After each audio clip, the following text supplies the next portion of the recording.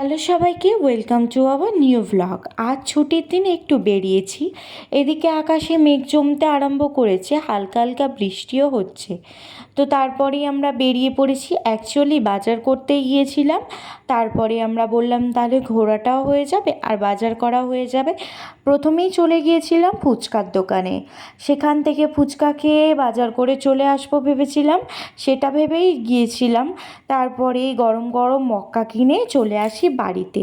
বাজার করে বাড়ি আসার সময় দেখি এত জোরে বৃষ্টি, সেখানে থেকে আমার বাবার বাড়িতেই বসেছিলাম কিছুক্ষণ।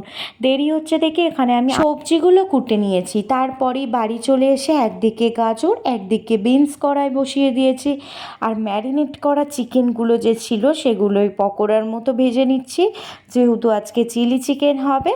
তো এদিকে আমি চিলি চিকেন রেডিও করে ফেলেছি, গরম গরম চিলি চিকেন হয়েও গেছে। আর তারপরে বানিয়ে ফেলেছি mixed fried rice. Mixed fried রাইসটা এখানে কমপ্লিট। আজকে ডিনারে ছিল mixed fried rice and chilli chicken. আজকের মতো tata, bye bye, thank you all of you.